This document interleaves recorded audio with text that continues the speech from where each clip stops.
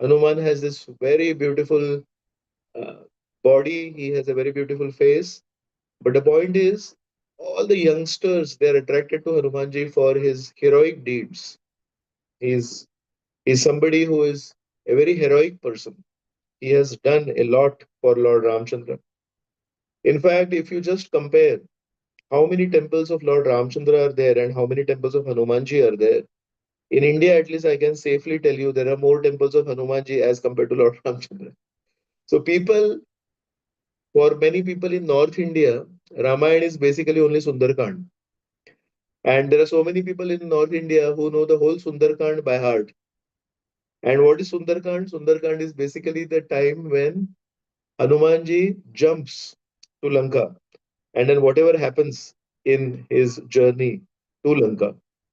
So that whole episode of Hanumanji, such a sweet person, he's such a sweet servant that he is taking great risks in his life just to please his master is so appealing actually that this episode in the Ramayana is called Sundarkand.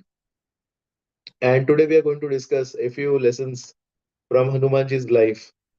So Hanumanji is very attractive. Hanumanji is Sundar because his Sundar heart is revealed in the Sundarkand. So how does the Sundarkand begin?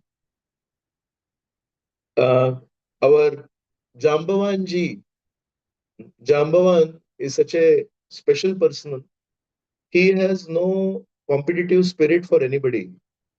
And I'll just give a small background that all the Vanaras, the South party, basically Sugriv sent four parties in four directions, East, West, and North party. They came back and they said, we didn't come across any information of Sita Devi. And now the whole responsibility, the whole hope is from the southbound party. And they reach the end of land. Now there's no more land. And they also don't get any information about Sita Devi. And some of them, they start thinking, some of the Vanaras, they start thinking, wait a minute. First question is, how did we land in this situation? Some Vanaras, they start saying, let us spend the rest of our lives here only. Actually, there is this one Apsara called Swayam Prabha. And by mistake, they enter her cave. And there is so much water to drink there. There are so many fruits to eat there. And some of the Vanaras say, let us just spend our time in Swayam Prabha's cave. But it is Hanumanji who says, no, no, that's not the right way because Ram will one day find out we went to the south direction and we never returned. And if he finds out, it's not good for us to do like this. Okay, so now we are going to do it. So now who will leap across the ocean? And then the responsibility comes. Jambavan mentions that actually, Hanumanji, you don't remember all this, but in your childhood, you have done great deeds and you are the right person to leap. And yes, so now it is settled that Hanumanji will leap across. So we'll begin from here. So there is this Mahendra Parvat there, and Hanumanji climbs on top of Mahendra Parvat. And Mahendra Parvat is like the launching pad of this missile. Now Hanumanji will go across. So it is mentioned he is on his 2 feet and 2 hands. He's on the force, as they say. His tail is up because he's in anticipation. He's thinking, now I'm going to do something special. So his tail is up like this, and he's looking in the upward direction. But as he's looking in the upward direction, you know what he does? He begs for prayers. He begs for blessings. He offers prayers to the sun god. He offers prayers to Indra Dev. He offers prayers to Lord Brahma. And then, after receiving blessings of them, he turns towards the eastern direction. And in the eastern direction, he offers special prayers to Vayudev because he has a special connection with Vayudev. And after receiving blessings of all these great personalities, then he thinks, okay, now I am ready. So this is such a special quality of Hanumanji that he's almost the hero of the entire Ramayana.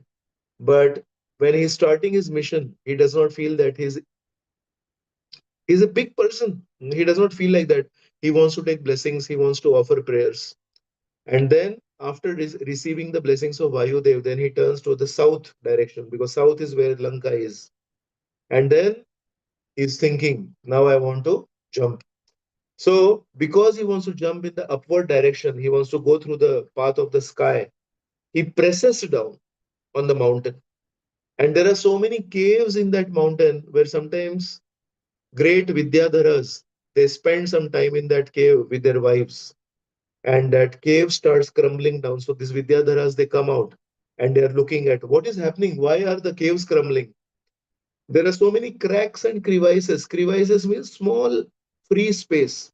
So in the whole mountain, there is these small cracks and crevices. And just because of the sheer pressure that Hanumanji is putting on the mountain, these crevices also get filled up. And there are these small snakes inside who have been staying there for so many years. And these snakes start getting crushed. And these snakes start biting even the rocks. And there is fire that is created because of the dense poison that is coming out from the snakes. And some of the caves or some of those cracks, they also have some sources of water. And when Hanumanji is pressing on the mountain, then sometimes some colored water, mineral water, comes out from those cracks. And when all this is done, what is the mood of Hanumanji? Hanumanji's mood is, I am like an arrow. He says, the Ramayana says, Yatha Raghava Nirmuktaha Sharaha Shwasana Vikramaha Gachet Tadvad Gamishami Lankam Ravana Palitam. Actually, the mood of Hanumanji is revealed that Shara means arrow. He's saying, I am not going as a great personality to Lanka. I am going as the arrow of Lord Ram. Now, because I am seeing some videos on, I'll just ask all of you one small question. What is the strength of the arrow? The strength of the arrow, is it the sharpness of the arrow or is it the strength of the archer? How far will the arrow go? Does it depend on the shape of the arrow or does it depend on the strength which the archer has shot the arrow? Yes, anybody would like to share something? Kids, any of you want to say something? Please. Yeah, Rianch.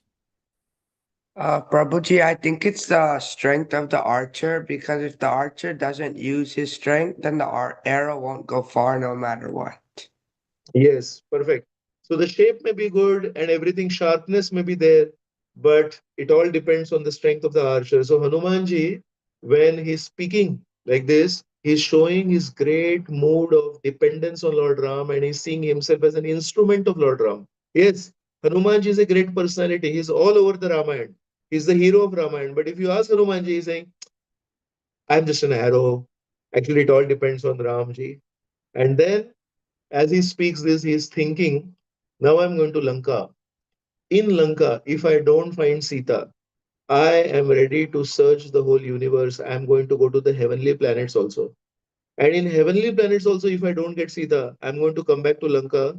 I'm going to bind Ravan like an animal.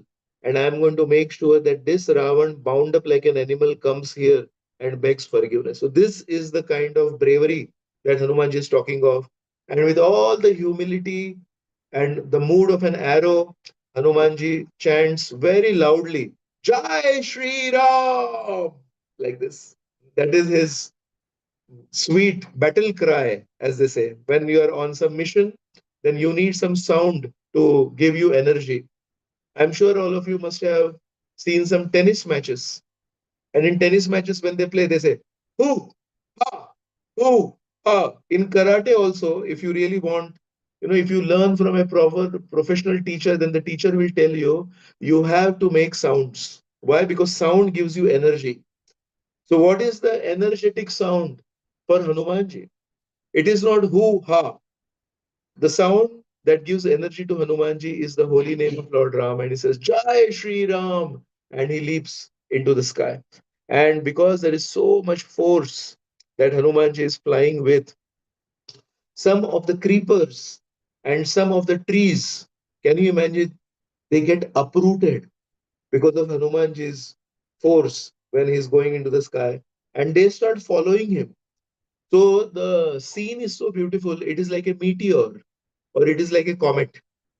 So if you have heard about comets and meteors, they're like bodies that sometimes fly in the sky, and the front part is little bigger, and the tail part goes on becoming small. So Hanumanji appears to be like a meteor or a comet is going, and the tail part is basically some creepers and some trees that are following him. Now, of course, some of the heavy trees, they fall into the ocean as soon as they get pulled by Hanumanji. But some of the creepers and some of the vines that basically have a lot of flowers on them, they are very light, and they follow Hanumanji for quite some distance, and after some distance then they also fall into the sea. So it's a very, very beautiful sight actually. All the beautiful flowers are there in the sea, and the plants and all there in the sea, and seeing this beautiful Hanumanji Sundar having a Sundar mood, flying for a Sundar mission. The whole scenery is also very Sundar, it's also very beautiful. And it is mentioned, Valmiki Rishi gives two examples. He says, sometimes when some guest has come to our home and that guest is now going back, then it is a duty of the hosts to accompany the guest for some distance. And similarly, Hanumanji is now going. So the trees and the creepers are like the hosts, and they are going with Hanumanji for some distance. Second analogy he gives is sometimes the king is traveling to another land, and to see of the king, some of the soldiers will also travel. So why he gives two analogies? Because in the first analogy, the host travels with the guest for some time out of sneha, out of affection. And in the second analogy, the soldiers will travel with the king for some time when the king is traveling outside, not out of a sense of affection or sneha, it is out of a sense of kartavya or duty. So he's giving two examples. And in the case of Hanumanji, it is a mix of kartavya and sneha both. Hanumanji is now traveling to Lanka out of affection and also out of a sense of duty. So now Hanumanji is going, and there is this big ocean in front of him. So what does the ocean represent in our life? Ocean is unlimited. Similarly, many times in our life also, when we start on some important task, first is this ocean of uncertainty. Will it happen? Will it not happen? Will I be successful? Will I not be successful? How did Hanumanji deal with the uncertainty of crossing this huge ocean? He offered prayers and he took blessings. Similarly, anytime we get stuck up in the ocean of uncertainty, we should remember there are always some elders in our life, and we should approach them, and we should offer prayers to them, and we should receive blessings from them. So, this is the first lesson from Hanumanji's journey to Lanka. Now, Hanumanji is flying. So, at one point of time, millions of years back, it is mentioned that mountains also had wings. Just like there are different species of life, so it is said that even mountain has actually life. But of course, that life is very much constricted. There are almost no symptoms of life. So millions of years back, all the mountains had wings. And what they would do, sometimes they would get up from one place, fly with their wings, and go and sit in another place. But what would happen is, wherever they would sit, there would sometimes be some villages there. Sometimes people would be there, and all those people would get crushed. So all these people, they made a request to Indra, because Indra is like the chief devata of the whole universe. They said, can you please help us? These mountains just keep shifting from here and there, and sometimes we get crushed below them. So Indra, at one point of time, he started cutting the wings of all the mountains. And there was this one mountain called Mainak Parvat. So Mainak Parvat is basically a golden mountain. It is not gold plated. It is completely made up of gold. And in those days, he was like a small mountain. And Indra was going in the direction of Mainak Parvat, trying to cut off its wings. But seeing that it was like a small mountain, still younger in age, at that time Vayu Dev felt pity on Mainak, and Vayu Dev blew him like this.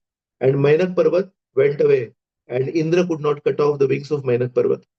So Mainak Parvat always had some gratitude for Vayu Dev. And today he got to know that the son of Vayudev, Hanumanji, is flying across. So out of gratitude, he wants to offer some seva to Hanumanji. Such a sweet attitude Mainak Parvat has. So what happened? Mainak Parvat is hiding below the sea out of a fear that his wings will get cut. But when he sees Hanuman flying, he comes out of the ocean and he says, "My dear Hanuman, I owe a lot to your father and I want to offer something back to you, if not to him. So, can I offer you some resting space? Because you are on a big journey. It's going to consume a lot of power. You will be exhausted, you will be tired. So, I want to offer you a place of resting." And Hanumanji looks at it. What do you do when somebody offers you some facility for rest? Actually, it's a very nice opportunity to take some rest because you are on some mission. But for Hanumanji, even resting is a distraction. Taking some rest is also something that is not good for Hanumanji. Why? Because Hanumanji is totally focused on this mission. He's like an arrow. Arrow, if it falls down before hitting the target, what use is that arrow? So Hanumanji is now thinking, actually, this Mainak Parvat is such a sweet person. He wants to offer me some rest. He's not distracting me. He's not discouraging me. He's not harming me. He is not criticizing me. In a very genuine mood, he's saying, "Can you please take some rest?" But you know what? Before the mission is achieved, even rest is a distraction. I don't want to take rest. But how can I say no to a gentleman? There are some codes of respect also. If somebody is talking with you respectfully, can you behave with that person disrespectfully? That's not good. So, how to deal with this? On one side, I'm focused on my mission. Second is, this person is so sweet, this person is so gentlemanly. How can I disrespect that person? So, intelligently, Hanuman. Hanuman is not just strong physically, but he's also very strong intellectually. With his intelligence, he comes up with a middle path. You know what he does? He goes to the mountain, he touches the mountain, and he says, "Thank you so much for offering me rest, but I will take rest on my return journey. I will not take rest now." And in this sweet way, our Hanumanji has found out a middle path. He, in that struggle between disrespecting a person who's offering you respect and mission, focusing on the mission. So, what is the lesson to learn in our life? In our life, sometimes when we are doing something good, then there are some people in our life who will appreciate us and they will say, "You know what? I really like you for what you are doing. And I want to offer you a gift. I want to offer you something." And if we are not really focused, then we see that gift as some kind of an appreciation and we say, "Oh, thank you so much for appreciating me. And it seems that you understand how important task I am doing and how good task I am doing. Thank you so much for your gift." But what happens? We lost some time. And sometimes, if that gift that we are receiving is really very smart, it's a smartphone or it is something which is really latest technology, then we can get busy in exploring the gift, in appreciating the gift, and we might get distracted from our original mission. So, if we are on a task, if we are on a mission, then we should not stop unless we have completed the mission. This is something which Hanumanji is teaching when he's dealing with Mainak Parvat. No disrespect, but also focus on the mission. Okay, now Hanumanji is going ahead. Now, because he took blessings of all the Devatas are really his well wishers. The Devatas are thinking, so nice that Hanumanji is trying to serve our Lord Sri Ramchandra. And we want to make sure that Hanumanji comes out with flying colors. So, how do you make sure that somebody comes out with flying colors? One way is to make sure that that person is fully trained. If somebody is on a task and you can ensure that that person is fully trained, there's a higher chances of success. So, what does Indra Dev do? Indra, he goes to the mother of all the snakes, of all the Nagas. Her name is Surasa. And Indradev says, "This Hanumanji is flying to Lanka to find out Mother Sita, but that place is a very dangerous place. And I know there will be a lot of obstructions and there will be a lot of impediments. And I want to make sure that Hanumanji is expert in dealing with all those impediments. So I want to do some mock test. You understand this word mock test? Sometimes there is this competitive exams and there is this mock tests. So Indra arranges for a mock test of Hanumanji. How? Indra goes to Surasa and says, do one thing, you come as an obstruction on the path of Hanumanji and let's see how he deals with you. If he deals with you successfully, I can understand that he will be successful in finding out Mother Sita in Lanka. Now, if you know the way Lanka was being ruled by Ravan, one of his sons was called Meghnath. And this Meghnath, he was such a powerful person. He used to do a lot of yagyas and he used to get some special, black magic kind of powers. And with that, he would not allow even the devatas to enter the airspace of Lanka. Right now there is a war going on, and because the war is going on in Middle East, many of the planes that would fly over certain countries are no longer allowed to fly over them, and they have to go around, right? So airspace is also something which is very important. So Meghnath had disallowed the devatas, what to speak of coming down and touching Lanka. They could not even use the airspace over Lanka. And that's why one of the names of Meghnath was Indrajit. Indrajit means he has achieved victory over Indra. That is the meaning of the word Indrajit. So think about it. This Indrajit is not even allowing Indra to come there. So Indra is really, really concerned. Indra is thinking, I want Hanumanji to enter Lanka where even I cannot enter. And I want him to come out with flying colors in this competitive exam. And I want to arrange a mock test for him. So Surasa comes in front of Hanumanji and Surasa says, Oh Hanuman, I belong here. I stay here. And unless you go past me, unless you become my food, I am not allowing you to go anywhere. So Hanumanji says, but I am on a mission. I can't stop. Please allow me to go. Simhika increases her size in response to Hanumanji's point that I need to go. No, you can't go.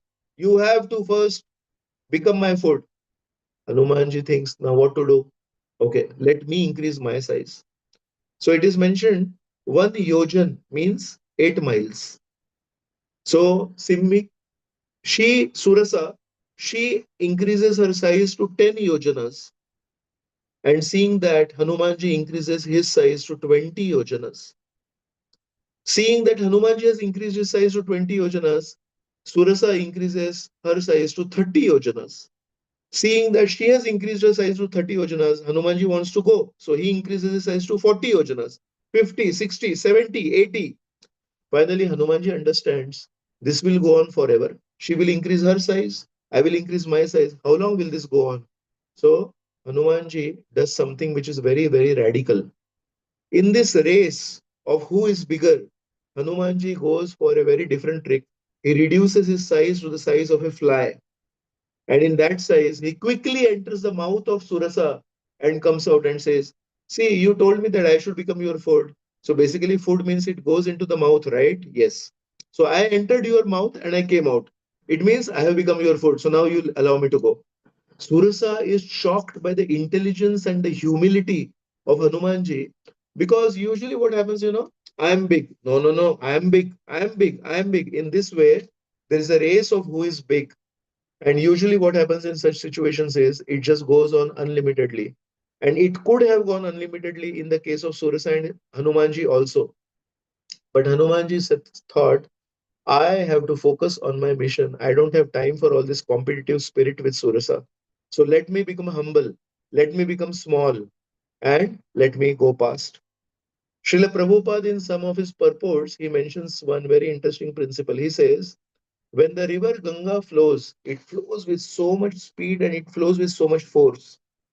Actually, sometimes there are these big, huge elephants who want to cross Ganga. And when they want to cross over Ganga, they think that because they are so huge and they are so powerful, they can easily cross the Ganga. But they don't know what is the speed and the force of Ganga water. And sometimes these huge elephants also get swayed by Ganga. And then Prabhupada mentions, but sometimes there are these small fish in Ganga. And this fish, because they are small, they sometimes can flow against the current of Ganga. So there are these elephants who are very smart, who are very powerful, who are very huge, but they cannot go against the current of Ganga. And there are these small fish who can go against the current of Ganga. How is it made possible? Because it is not just every time about how much strength you have. It is also about, have you taken shelter? So Prabhupada mentions the fish have taken shelter of the river, and the elephants refuse to take shelter of the river, and that's why they get swayed. So Hanumanji understood this race will never end. So what should I do? I should become small, I should become humble.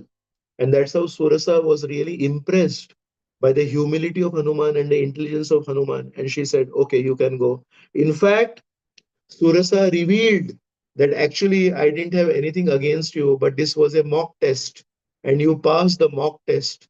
And in fact, Surasa gives blessings to Hanuman that since you passed very good marks in the mock test, I bless you that you will also pass with good marks in the real test. Very interesting that sometimes, what we see as a competition, the lesson to learn is sometimes what we see as a competition is not competition at all. Actually, it is a test of our humility sometimes. And when we pass the test of humility, then we may receive lot of blessings and our conceptions will change.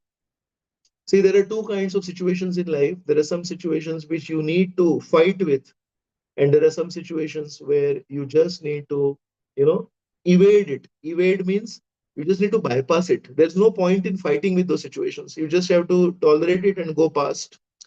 In the prayers of Kunti, when she's offering prayers to Lord Krishna, one of the prayers she says is that I want to reach you, just like Mother Ganga. When sometimes there are these big big mountains coming in front of her, she does not fight with those mountains, she just goes around the mountains.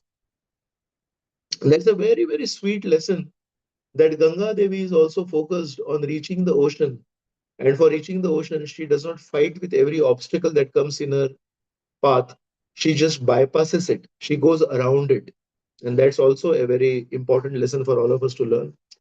Another thing is when you become humble, then sometimes you receive blessings and your conceptions will change. Then you start identifying which obstacles are worth fighting and which obstacles are worth bypassing or going around. Then Hanumanji is going ahead. Suddenly he finds that he is unable to move. He has a lot of power, a lot of energy, but he is unable to move. How is he unable to move? He looks below. There is a huge shadow of Hanumanji on the sea surface, and it seems that somebody has caught that shadow. Now, you and me will think, how can somebody's shadow be caught? It does not make any sense. But it is a kind of a magical power, mystic power. And then he remembers actually when he had discussed with Sugriv that I am going in the south direction, then Sugriv had mentioned to him in the South Sea, in the South Ocean, there is some kind of a mystic personality called Chaya Grahi. Sugriv calls her Chaya Grahi. What is this Chaya Grahi? Her name is Simhika. Actually, if this Thursday we are celebrating Narsingh Jayanti. And Narsingh Jayanti is the appearance of Lord Narsimha to save Prahlad. Actually, one of the sister of Prahlad is Simhika. And Simhika's eldest son is Rahu. So this is a whole family. It's all mentioned in the Bhagavatam.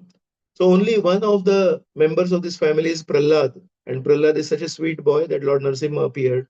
But when he was in the womb of his mother, he heard from Narad Muni, and that is where all the transformation took place. Otherwise, everyone else in that family is like a hall of fame of the demons. Hmm. Rahu and Simhika and all that. So Simhika is there. She's Chayagrahi. She has caught the shadow of Hanumanji, and she is not allowing Hanumanji to move. So Hanumanji is thinking how to deal with this obstacle. As I mentioned to you, not every obstacle is worth fighting, but also what it means is not every obstacle you have to go across. There are some obstacles which you have to fight.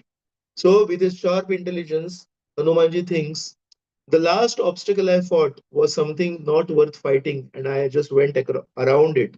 But this obstacle, I am not going to leave. Why? Because this person is so envious of me.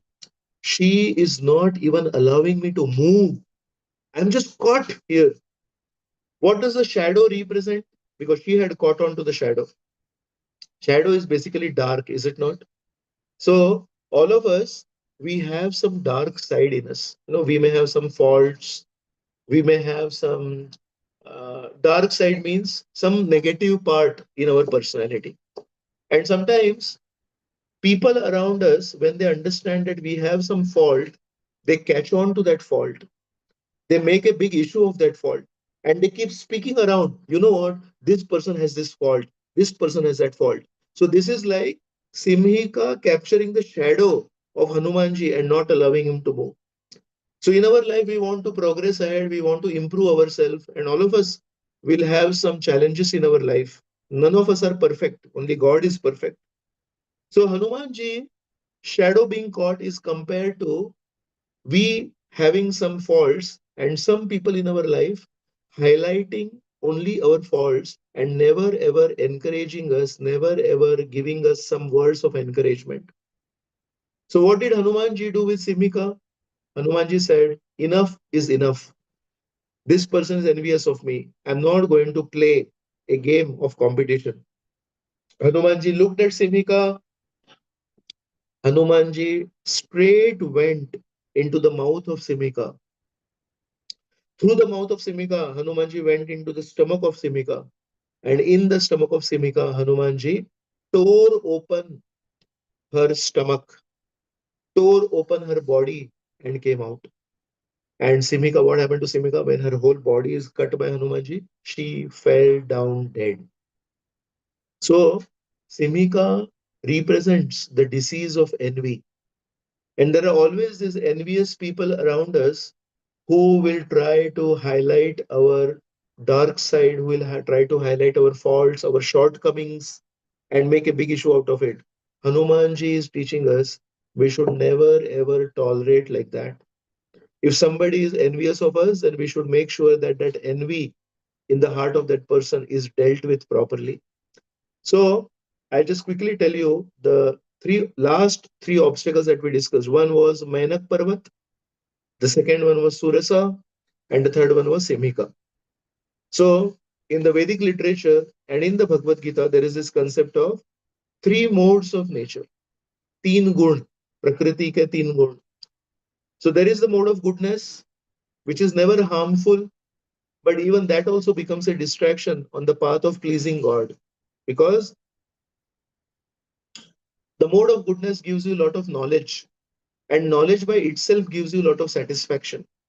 And sometimes when you are satisfied with your knowledge, you may not want to go in the direction of God, pleasing God. So from that perspective, goodness is also a distraction. Rajogun, or the mode of passion, is definitely a distraction. Why? Because Rajogun is all about competitive spirit. Rajogun is all about showing, not actually having some substance inside. So the packaging becomes more important than the product. That is typical behavior of Rajogun. That is typical behavior of mode of passion.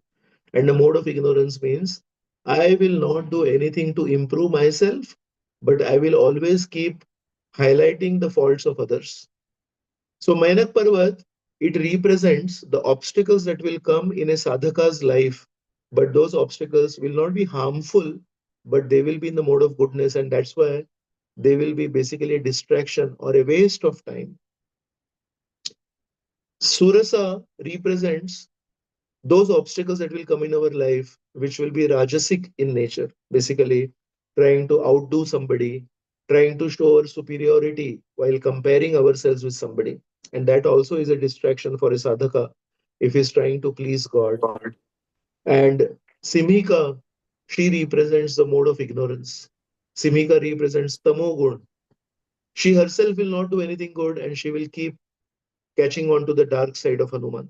So the mode of goodness, Sattvagun, the mode of passion, Rajogun, and the mode of ignorance, Tamogun, all three are something which a sadhaka who is trying to please God should stay away from. So now Our Hanumanji has gone much beyond that, these three obstacles, and now he lands at Lanka. Now, when he lands there, he has already achieved big, big things. He has killed Simhika. But when he lands there, Hanumanji is so much focused on the goal, he immediately reduces his size to the size of a cat.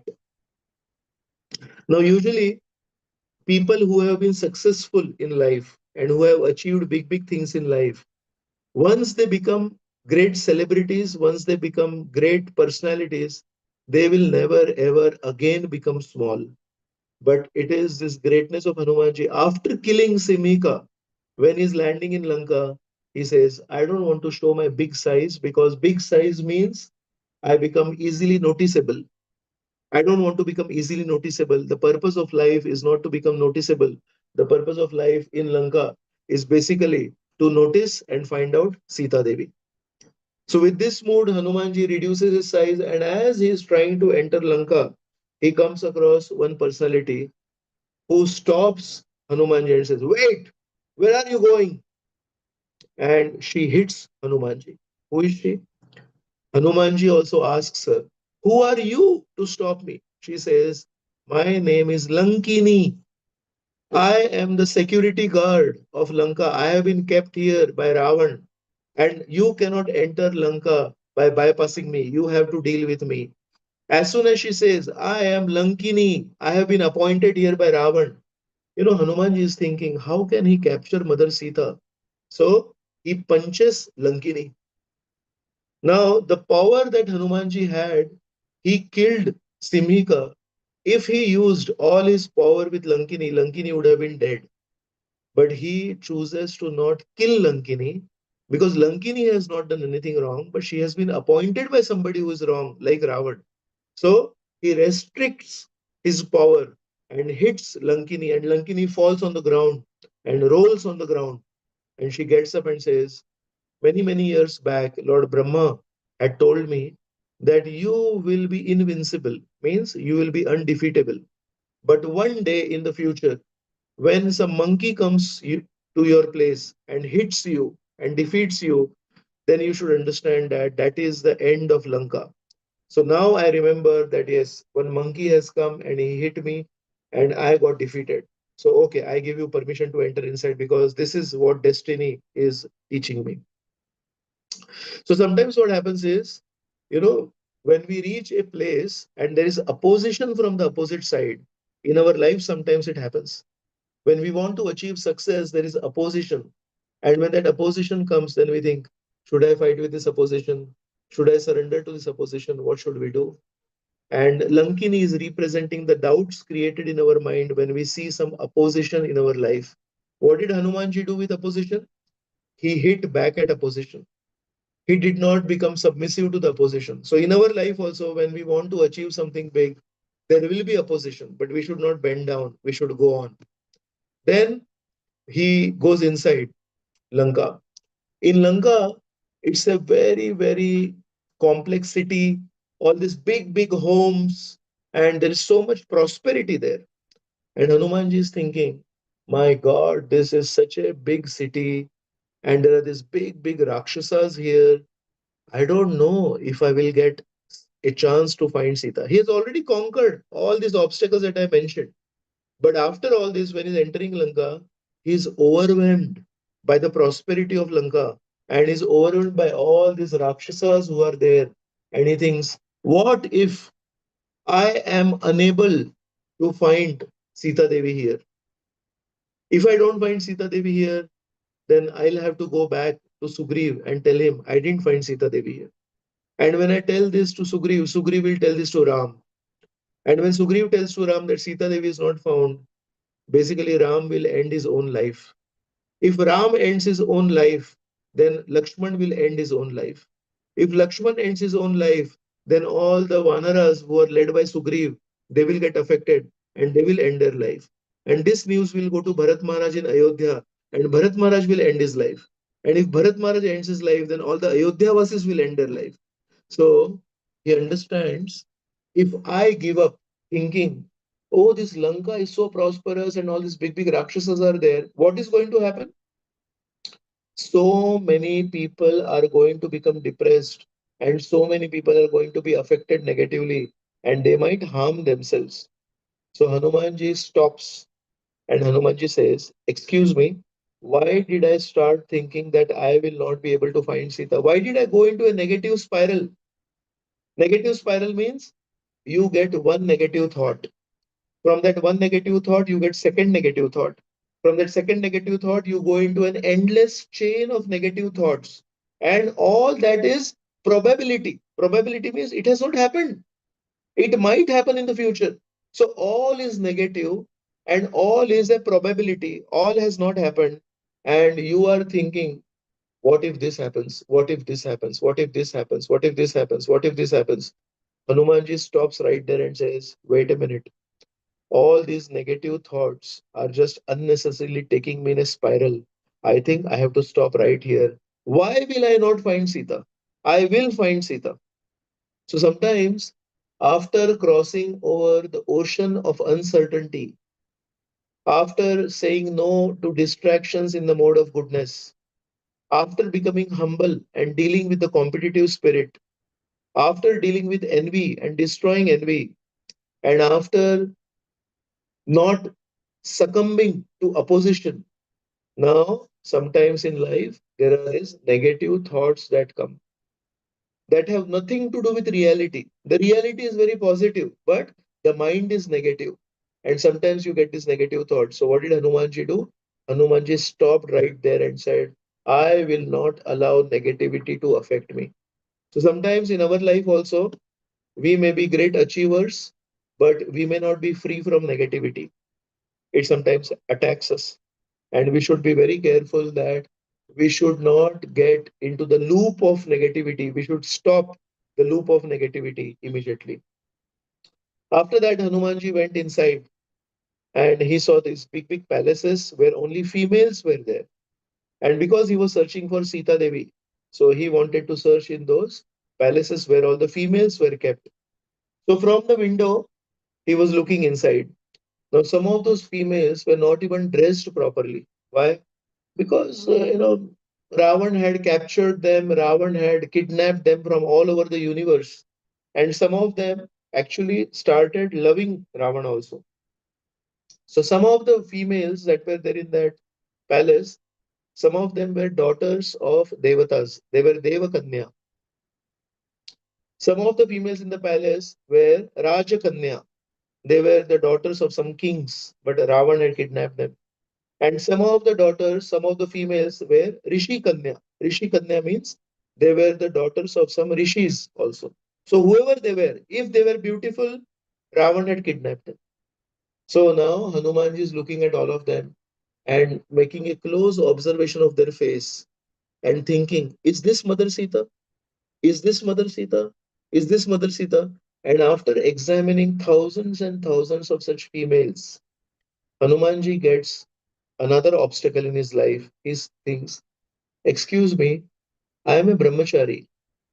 I have decided not to marry. What am I doing looking at the faces of thousands of females with very, you know, looking very attentively? Why am I looking at females with so much attention? Is this the right thing to do? So, see, there is this now, then obstacle of self doubt and guilt. Sometimes in our life also, when we are wanting to achieve something big, sometimes there is doubt about our own abilities, and sometimes there is guilt. If we do some small mistake, that guilt will make a place in our heart and keep attacking us. You did something wrong. You did something wrong. You did something wrong. And in this way, it will attack us. Hanumanji, as soon as he got this guilt and self doubt, he stopped and he said to himself, wait a minute. If I want to search my mother, should I search her in the forest?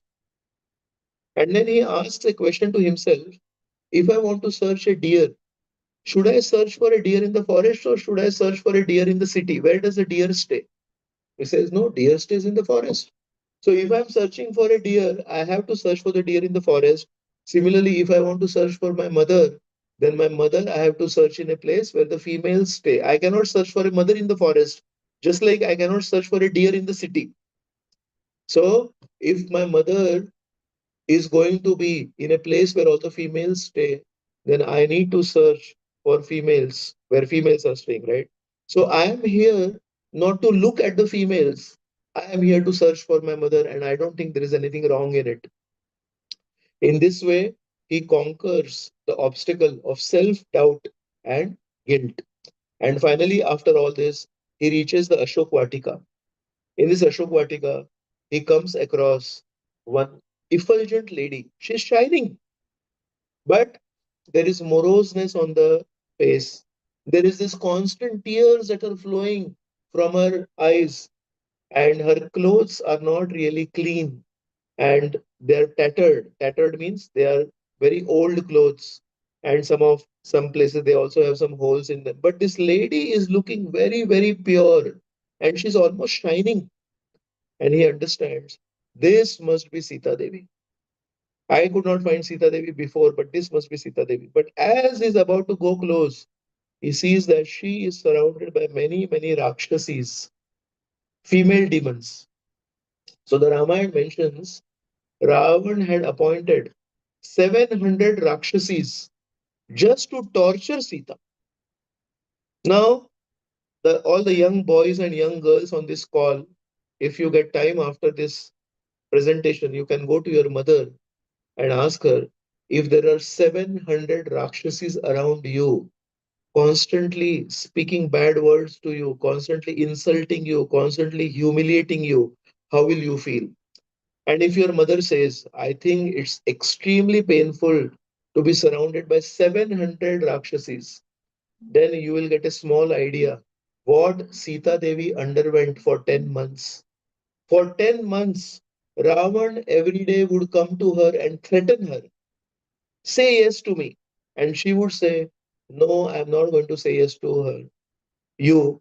And then Ravan would tell all those 700 Rakshasis, now it is your job to convince her. And all these 700 Rakshasis would surround Sita Devi and constantly harass her. Think about it. It's a very, very difficult situation. So Hanumanji, from the top of a tree, he saw these 700 Rakshasis.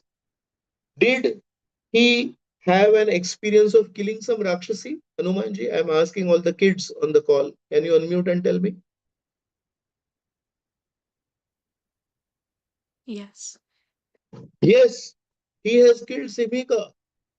So what big the 700 Rakshasas Hanumanji can easily kill?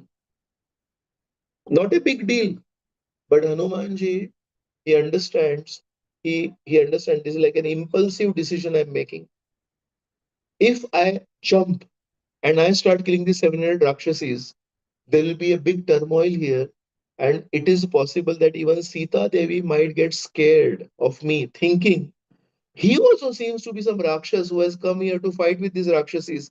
And news can go to Ravan, and Ravan may come here with his army. And I don't know in what direction this will go. Just keep quiet. And these Rakshasis, after some time, they will get exhausted after trying to harass Sita Devi, and they will keep quiet. That time, Sita Devi will be alone. That time, I'll go to Sita Devi and I'll try to give her the message of Lord Ram. So this person has experience of killing Rakshasis, and he can easily kill the Rakshasis, and he can see the pain that Mother Sita is undergoing because of these 700 Rakshasis. But he is trying to control the last obstacle of impulsive nature. So in our life also sometimes when we are big achievers, when we have a whole track record of success, we stop being thoughtful and we become impulsive. अरे क्या फर्क पड़ता है? मैंने तो ऐसा बहुत बार किया है. I have done this multiple times before. But Hanuman ji is such a focused person. He is teaching us that even after you have a long track record of success, you should not become impulsive. And Hanumanji restricts himself. And just like he had planned, that is what happens. All these 700 Rakshasis, they become exhausted, they become tired, and they sit in one corner and they go to sleep.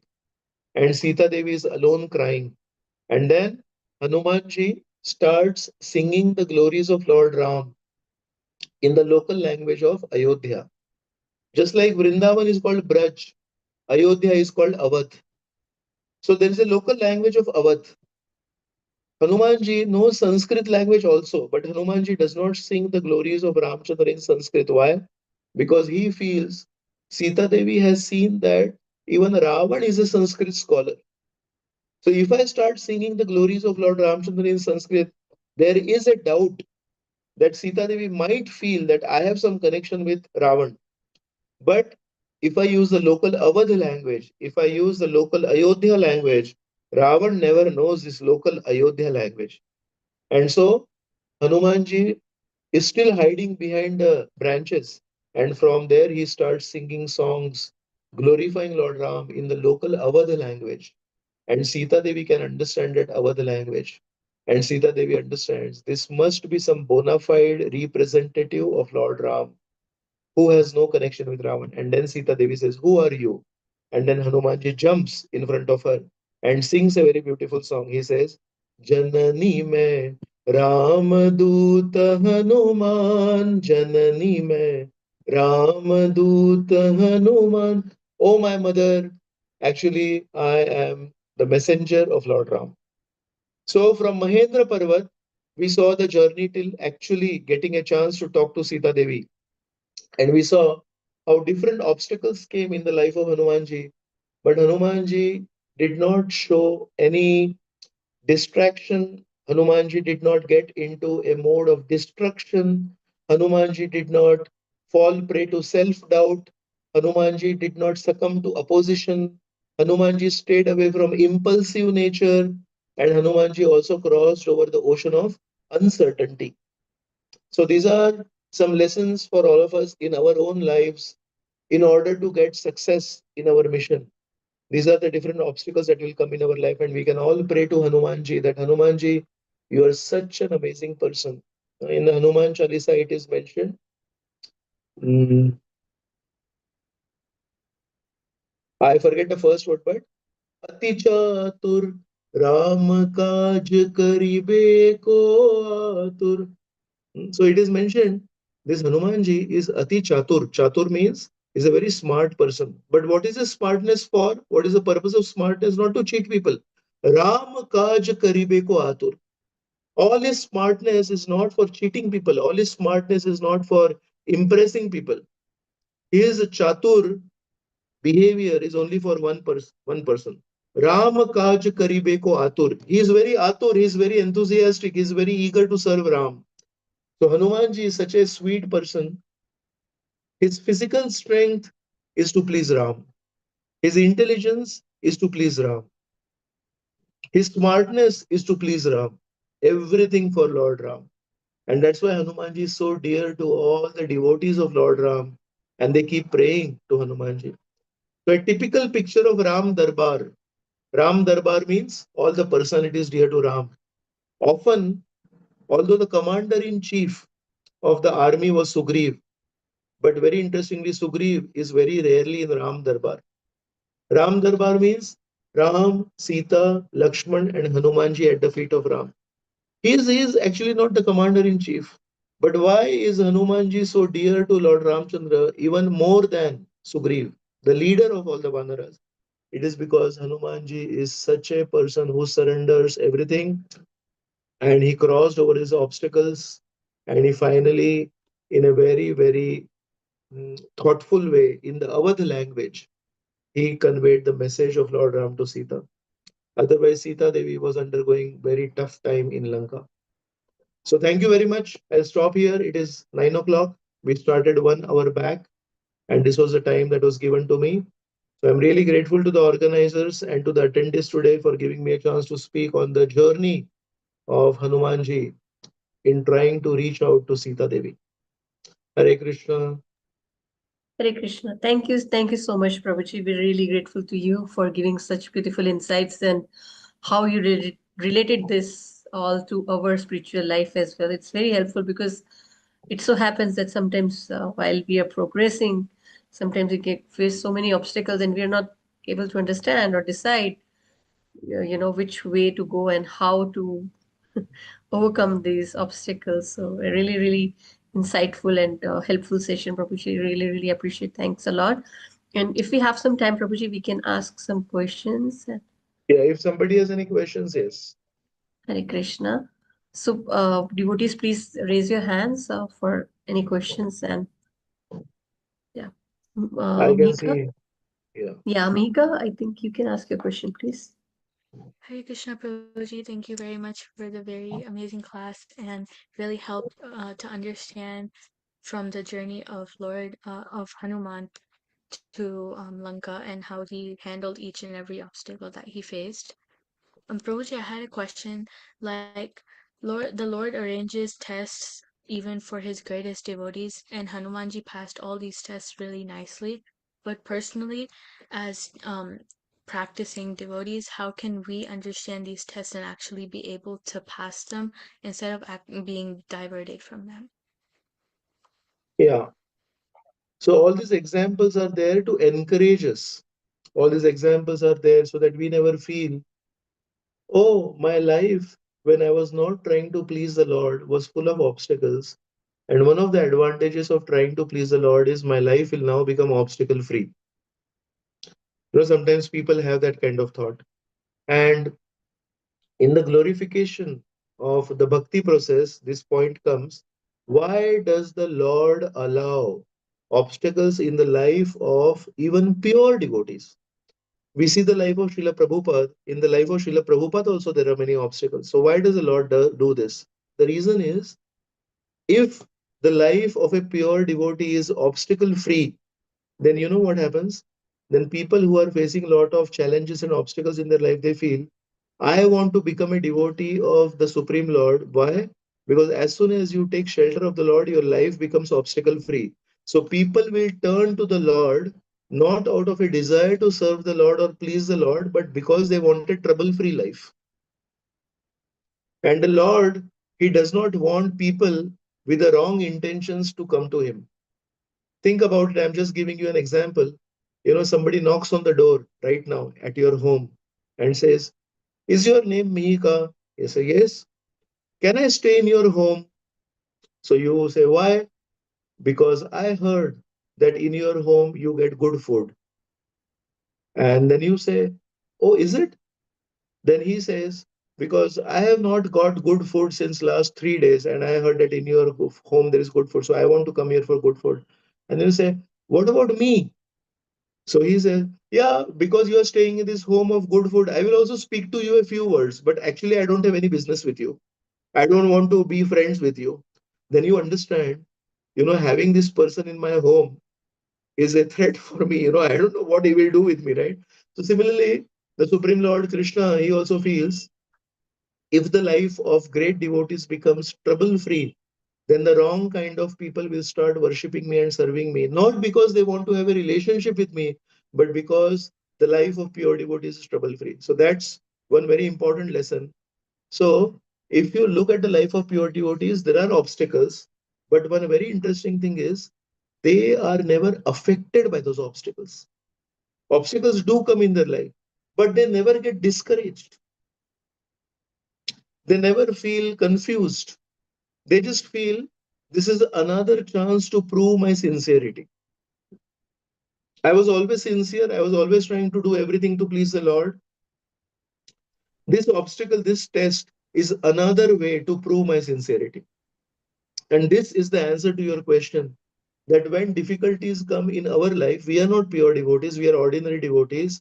But when tests come in our life, we should look at the test as another chance to prove our sincerity to the Lord.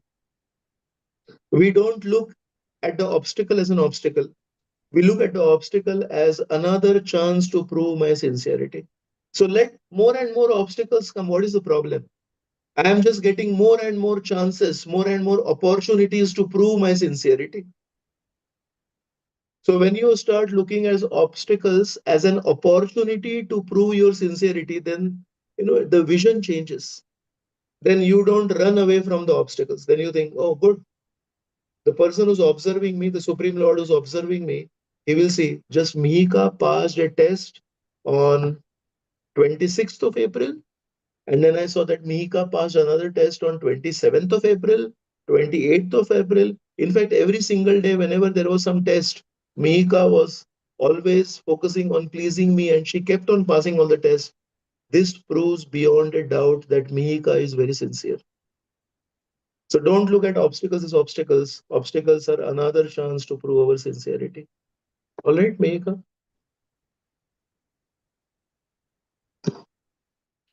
Thank you very much, Prabhuji, for that Thank you. Thank you so much for a wonderful question. Prabhuji, I have a follow-up question with her question.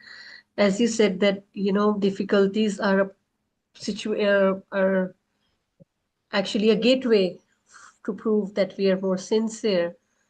But sometimes it so happens, Prabhuji, that when you're surrounded by some people who are, non-devotees, especially in your family circles, when they see the difficulties in our lives and they say that, oh my God, like it comes as a shock to them, like you are doing so much, and still you're getting so much trouble, then what is the use of doing bhakti? So how shall we counter this, Prabhuji? Yeah, This is yeah. very So, painful. yes. So, two parts. First part is now you understand the reason that I gave you.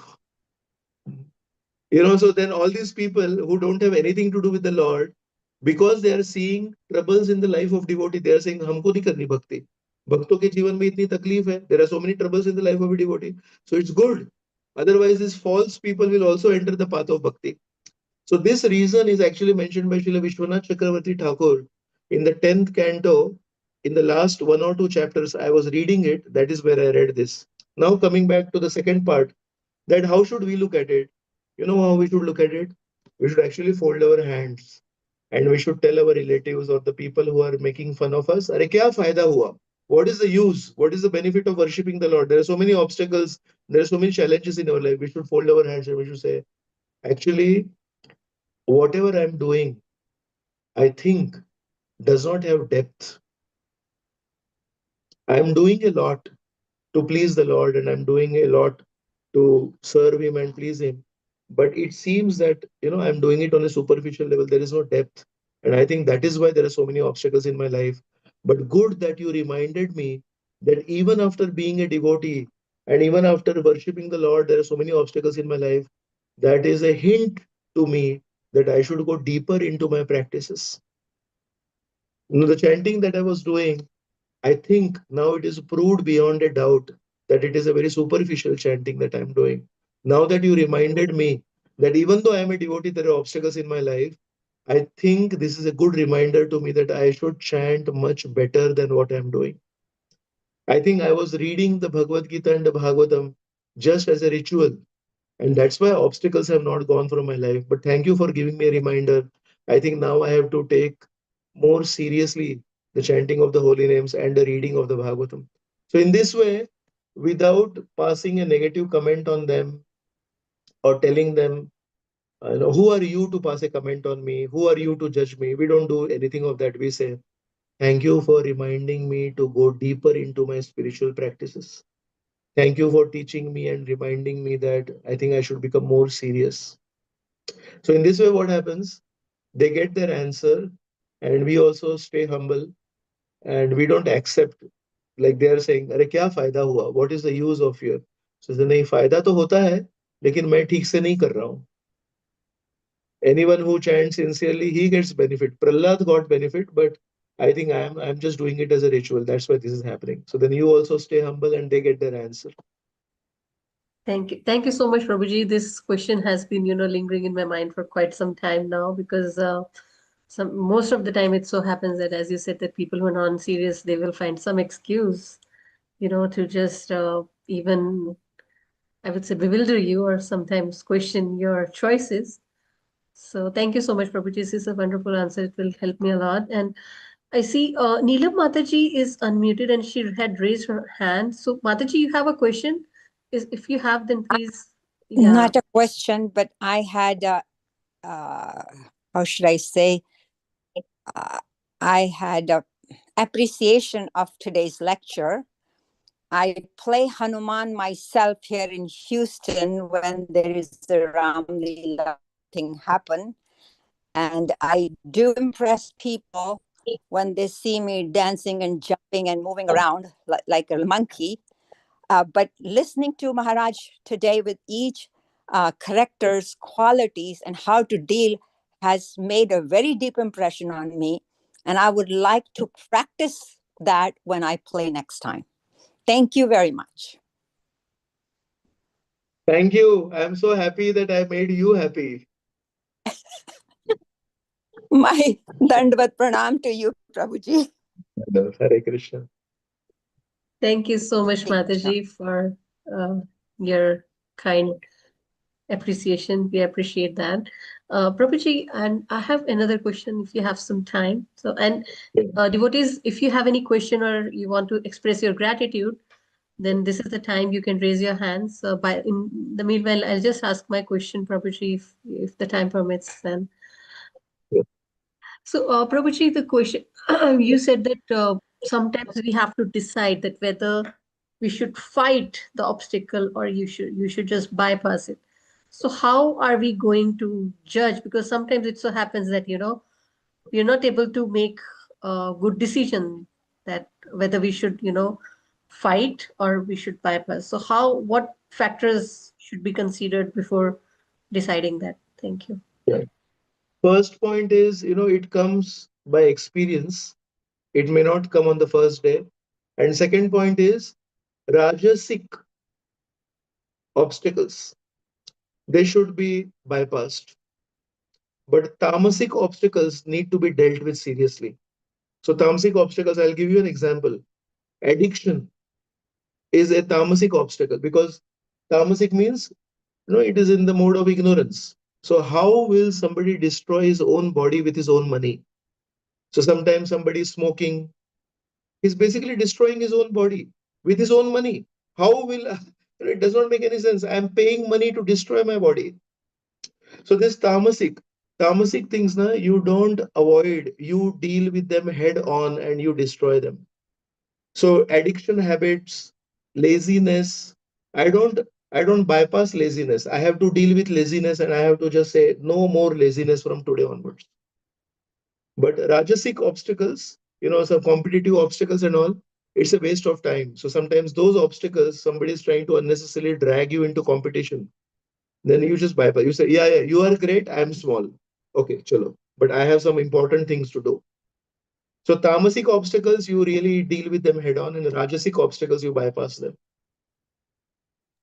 Thank you, Prabhuji. So now I'm not sure how much time you have, but there is another question related to this. So as you talked about laziness and procrastination, so how shall we deal with, because sometimes it so happens that we procrastinate a lot, that okay, it's so much to do today, so maybe I'll skip reading today and I'll read it tomorrow.